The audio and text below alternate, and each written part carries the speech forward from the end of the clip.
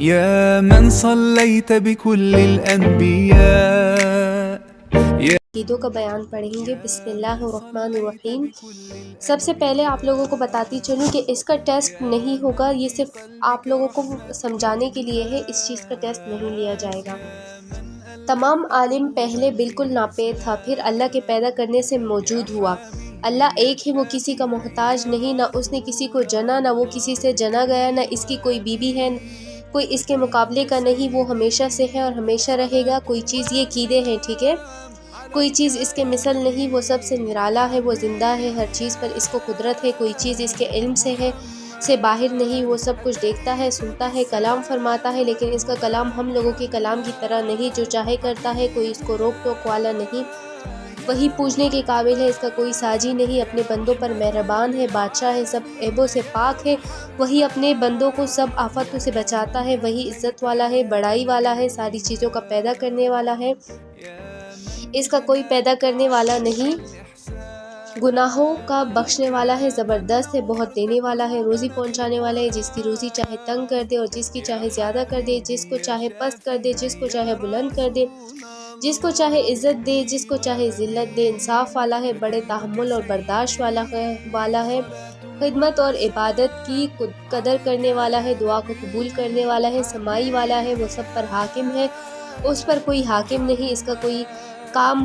حکمت سے خالی نہیں، وہ سب کا کام بنانے والا ہے، اسی نے سب کو پیدا کیا ہے، وہی قیامت میں پھر پیدا کرے گا، وہی جلاتا ہے، وہی مارتا ہے، اس کو نشانیوں اور صفتوں سے سب جانتے ہیں، اس کی ذات کی باریکی کو کوئی نہیں جان سکتا، گناہگاروں کی توبہ قبول کرتا ہے، جو سزا کے قابل ہے ان کو سزا دیتا ہے، وہی ہدایت کرتا ہے، جہاں میں جو کچھ ہوتا ہے اسی کے حکم سے ہوتا ہے، بغیر اس کے حکم کے ذرا نہیں ہل سکتا، نہ وہ سوتا ہے نہ اونگتا ہے، وہ تمام عالم کی حفاظت سے تھکتا نہیں، وہی سب چیزوں کو تھامے ہوئے ہے، اسی طرح تمام اچھی اور کمال کی صفتیں اس کو حاصل ہیں، اور بری اور نقصان کی کوئی صفت اس میں نہیں، نہ اس میں کوئی عیب ہے، اس کی سب صفتیں ہمیشہ سے اور ہمیشہ رہیں گی، اس کی کوئی صفت کبھی جا نہیں سکتی، مخلوق کی صفتوں سے وہ پاک ہے، اور قرآن و حدیث میں بعض جگہ جو ایسی باتوں کی خبر دی گئی ہے تو ان کے معنی اللہ کے حوالے کریں کہ وہی اس کی حقیقت جانتا ہے، اور ہم بے خود قرید کیے اسی طرح ایمان لاتے ہیں اور یقین کرتے ہیں کہ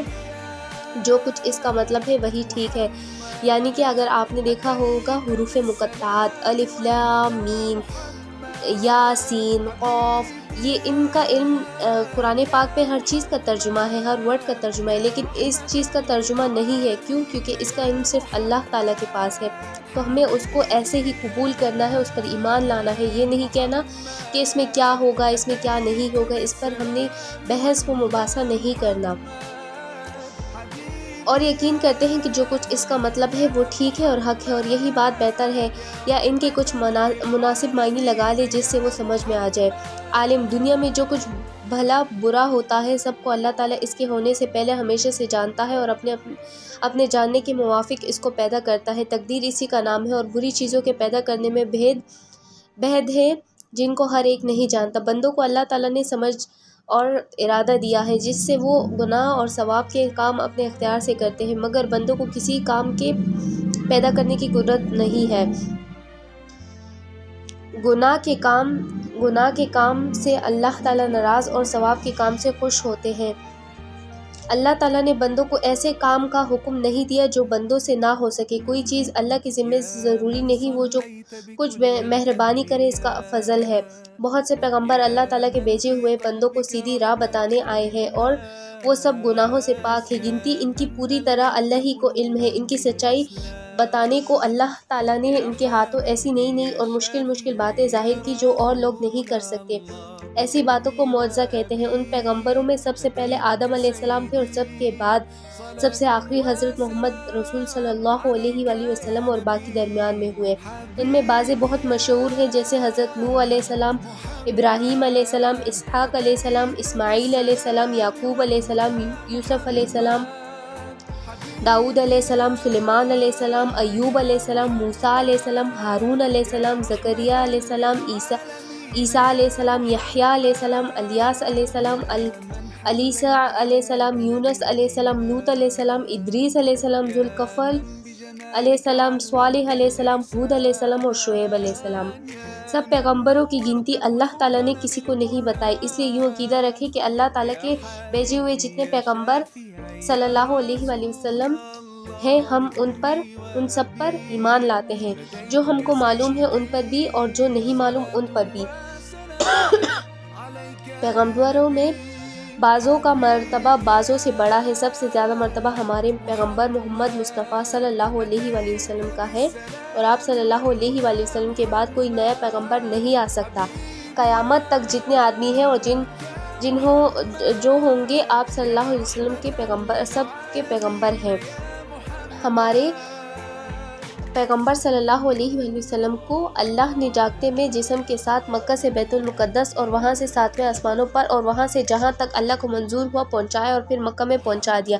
اس کو معراج کہتے ہیں۔ یہ بھی ایک عقیدہ ہے، اس پر یقین رکھنا ضروری ہے۔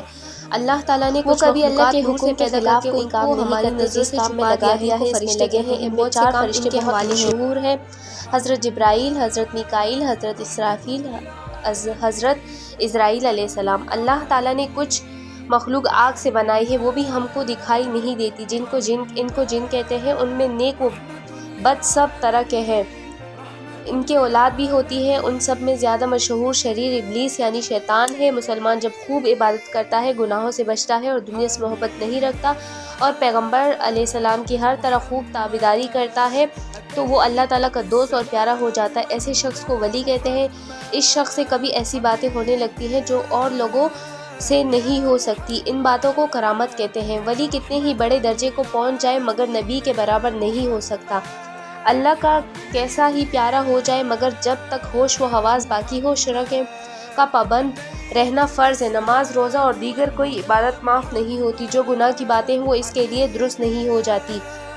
جو شخص شریعت کے خلاف ہو وہ اللہ کا دوست نہیں ہو سکتا۔ اگر اس کے ہاتھ سے کوئی اچنبے کی بات دکھائی دے یا تو وہ جادو ہے یا نفسانی اور شیطانی دھندا ہے، اس سے عقیدہ نہ رکھنا چاہیے۔ ولی لوگوں کو بعض بہت کی باتیں سوتے یا جاگتے میں معلوم ہو جاتی ہے، اس کو کشف اور الہام کہتے ہیں۔ اگر وہ شرع کے موافق ہے تو قبول ہے، اگر شرع کے خلاف ہے تو رد ہے۔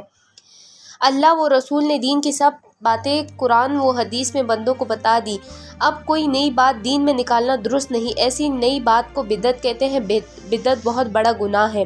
اللہ تعالیٰ نے بہت سی چھوٹی بڑی کتابیں آسمان سے جبریل کی معرفت بہت سے پیغمبروں پر اتاری تاکہ وہ اپنی اپنی امتوں کو دین کی باتیں سنائے۔ ان میں 4 کتابیں بہت مشہور ہیں۔ توریت موسیٰ علیہ السلام کو ملی، زبور داؤد علیہ السلام کو ملی، انجیل عیسیٰ علیہ السلام کو ملی، قرآن پاک ہمارے پیغمبر محمد صلی اللہ علیہ وآلہ وسلم کو، اور قرآن مجید آخری کتاب ہے۔ اب کوئی کتاب آسمان سے نہ آئے گی، قیامت تک قرآن ہی کا حکم چلتا رہے گا۔ دوسری کتابوں کو گمراہ لوگوں نے بہت کچھ بدل ڈالا، مگر قرآن مجید کی نگہبانی کا اللہ نے وعدہ کیا ہے، اس کو کوئی نہیں بدل سکتا۔ ہمارے پیغمبر صلی اللہ علیہ وآلہ وسلم کو جن مسلمانوں نے دیکھا ان کو صحابہ کہتے ہیں۔ ان کی بڑی بڑی بزرگیاں آئی ہیں، ان سب سے محبت اور اچھا گمان رکھنا چاہیے۔ اگر ان کے آپس میں کوئی لڑائی جھگڑا سننے میں آئے تو اس کو بھول چوک سمجھے، ان کی کوئی برائی نہ کرے۔ ان سب میں سب سے بڑھ کر 4 صحابی ہیں۔ حضرت ابو بکر صدیق رضی اللہ تعالیٰ عنہ، یہ پیغمبر صاحب کے بعد ان کی جگہ بیٹھے اور دین کا بندوبست کیا، اس لیے یہ اول خلیفہ کہلاتے ہیں۔ تمام امت میں یہ سب سے بہتر ہے۔ ان کے بعد حضرت عمر رضی اللہ تعالیٰ عنہ، یہ دوسرے خلیفہ ہیں۔ ان کے بعد حضرت عثمان غنی رضی اللہ تعالیٰ عنہ، یہ تیسرے خلیفہ ہیں۔ ان کے بعد حضرت علی رضی اللہ تعالیٰ عنہ، یہ چھوٹے خلیفہ ہیں۔ صحابی کا اتنا بڑا رتبہ ہے کہ بڑے سے بڑا ولی بھی ادنا درجے کے صحابی کے برابر مرتبے میں نہیں پہنچ سکتا۔ پیغمبر صاحب کی اولاد اور بیویاں سب تعظیم کے لائق ہیں، اور اولاد میں سب سے بڑا رتبہ حضرت فاطمہ رضی اللہ عنہا کا ہے، اور بیویوں میں حضرت خدیجہ رضی اللہ تعالیٰ عنہا اور حضرت عائشہ رضی اللہ تعالیٰ عنہا کا۔ ایمان اس وقت درست ہوتا ہے کہ اللہ و رسول صلی اللہ علیہ وآلہ وسلم کو سب باتوں میں سچا سمجھے اور ان سب کو مان لے۔ اللہ و رسول اللہ صلی اللہ علیہ وآلہ وسلم کی کسی بات میں شک کرنے یا اس کو جھٹلانا یا اس میں عیب نکالنا یا اس کے ساتھ مذاق اڑانا، ان سب باتوں سے ایمان جاتا رہتا ہے۔ قرآن و حدیث کے کھلے مطلب کو نہ ماننا اور اینچ پینچ کر کے اپنے مطلب کے معنی گھڑنا بددینی کی بات ہے۔ گناہ کو حلال سمجھنے سے ایمان جاتا رہتا ہے۔ گناہ چاہے جتنا بڑا ہو جب تک اس کو برا سمجھتا رہے ایمان نہیں جاتا، البتہ کمزور ہو جاتا ہے۔ اللہ تعالیٰ سے نڈر ہو جانا یا نا امید ہو جانا کفر ہے۔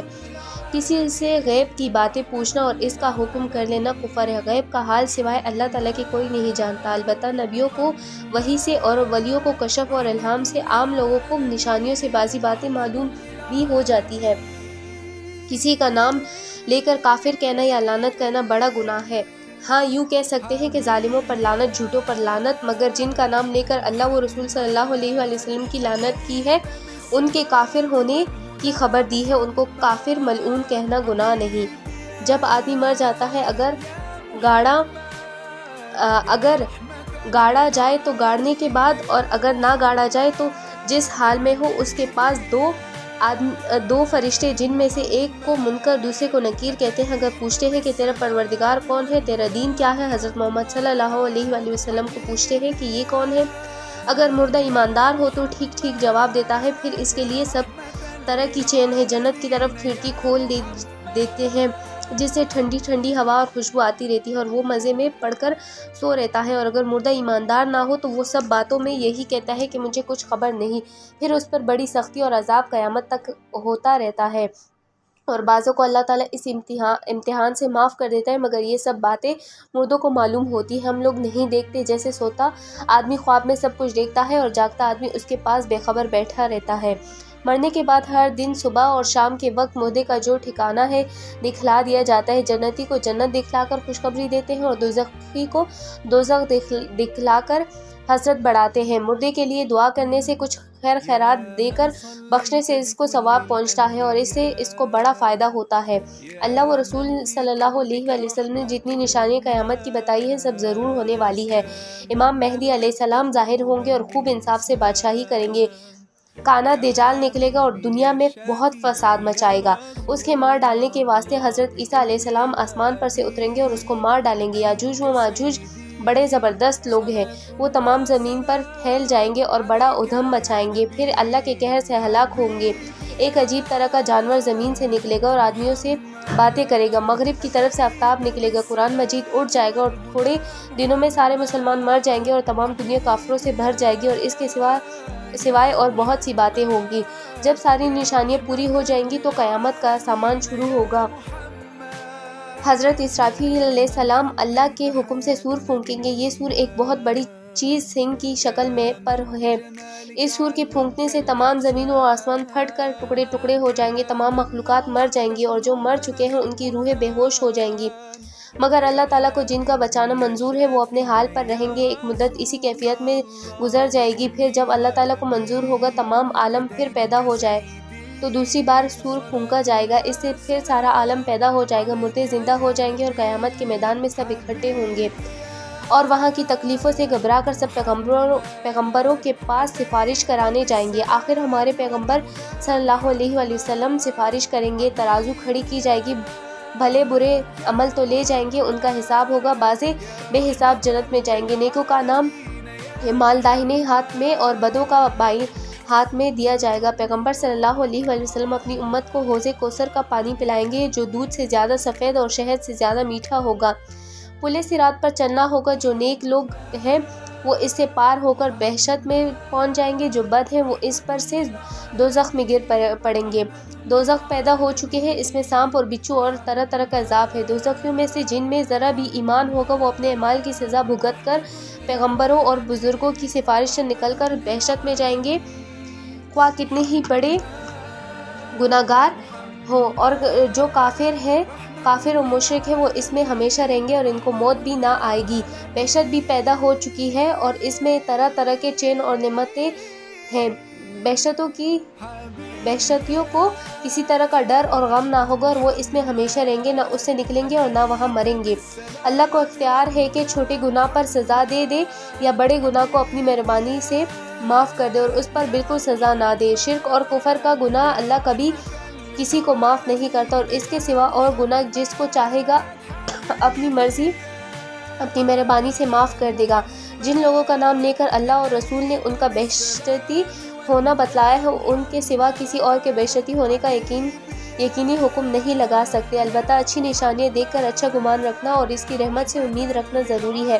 بے شک میں سب سے بڑی نعمت اللہ تعالیٰ کا دیدار ہے جو بیشتیوں کو نصیب ہوگا۔ اس کی لذت میں تمام نعمتیں ہیچ معلوم ہوں گی۔ دنیا میں جاگتے ہوئے اللہ کو ان آنکھوں سے کسی نے نہیں دیکھا اور نہ کوئی دیکھ سکتا ہے۔ عمر بھر کوئی کیسا ہی بھلا برا ہو مگر جس حالت پر خاتمہ ہوتا ہے اسی کے موافق اس کو اچھا برا بدلہ ملتا ہے۔ آدمی عمر بھر میں جب کبھی توبہ کرے یا مسلمان ہو اللہ تعالیٰ کے یہاں مقبول ہے، البتہ مرتے وقت جب دم ٹوٹنے لگے اور عذاب کے فرشتے دکھائی دینے لگے اس وقت نہ توبہ قبول ہوتی ہے اور نہ ایمان۔